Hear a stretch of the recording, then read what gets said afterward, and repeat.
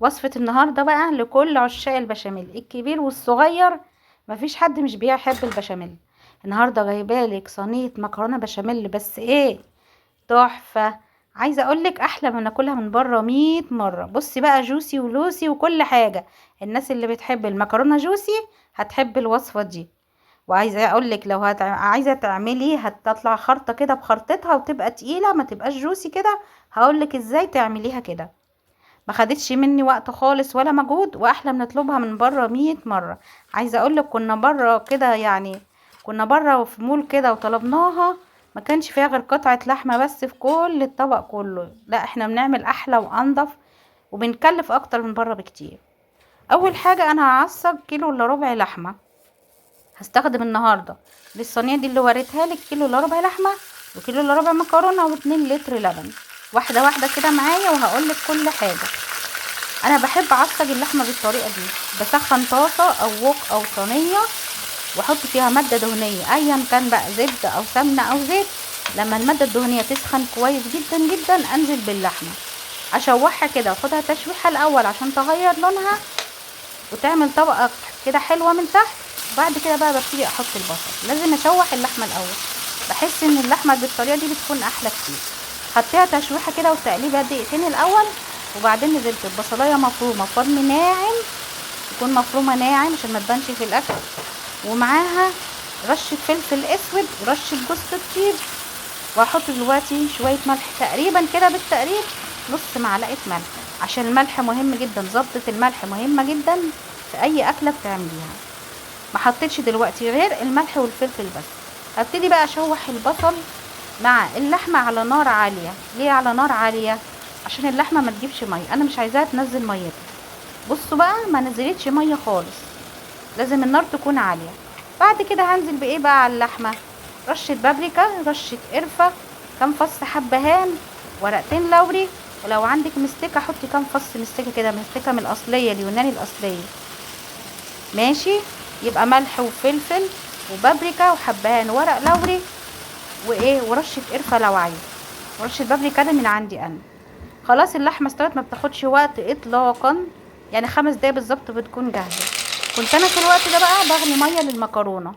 هستخدم طبعا المكرونه البنه. هعمل منها كيلو الا ربع. وانتي بتسلقي اي مكرونه لازم تضيفي معلقه ملح كبيره في ميه السلق، دي مهمه جدا. اول ما الميه غليت كويس، نزلت بمعلقه كبيره ملح، قلبت المكرونه وسبتها على نار متوسطه كده. يعني مدة تقريبا من 5 ل7 دقايق بتكون استوت وبقت بالشكل ده.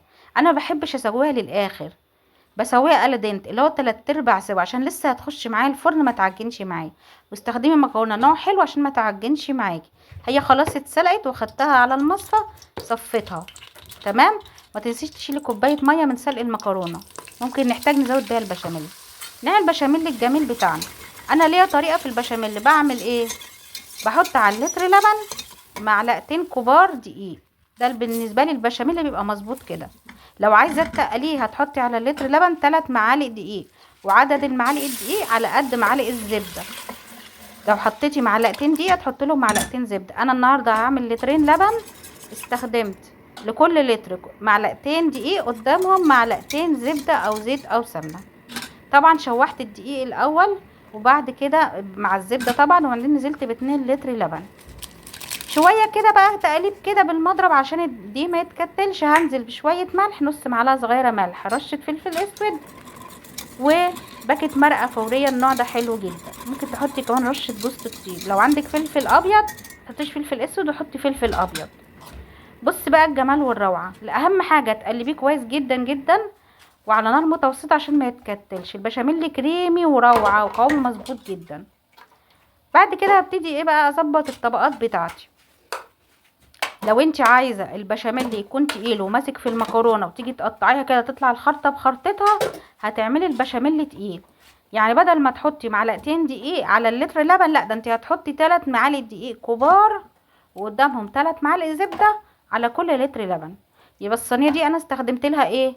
كيلو الا ربع لحمه، كيلو الا ربع مكرونه، و2 لتر لبن. البشاميل بيحب اللبن يبقى كتير.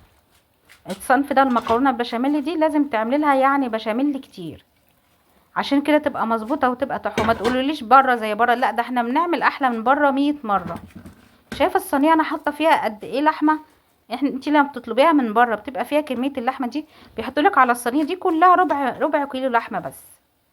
بتبقي دافعه كتير وبتبقى غاليه، وبيستخدموا اصلا دهون مش صحيه اطلاقا. يعني احنا اللي احنا بنعمله في البيت احلى واقيم وانضف بكتير والله العظيم. اعملي بقى طبقات كده، طبقه بشاميل وطبقه مكرونه وطبقه بشاميل فوق تاني واللحمه، وبعدين بقيه المكرونه. شوفي بقى قوام البشاميل كريمي ولا متكتل ولا اي حاجه خالص، عشان ايدي كانت فيه على النار على طول بالمضرب اليدوي كده على النار، ايدي كانت شغاله فيه طول ما هو بيستوي، ما تكتلش خالص وقوامه كريمي وتحفه. دخلتها فرن سخن درجه حراره 180، الرف اللي تحت سبتها 10 دقايق تحت، وبعد كده فتحت لها الشوايه وسبتها تحت الشوايه 10 دقايق برضو. يعني مده التسويه الكامله لاي صينيه مكرونه بشاميل لا تزيد عن 20 دقيقه. شايفه بقى قوامها تحفه ازاي؟ كل حاجه في الصينيه دي مظبوطه بالملي. اعمليها وما تنسيش بقى تحطي لايك.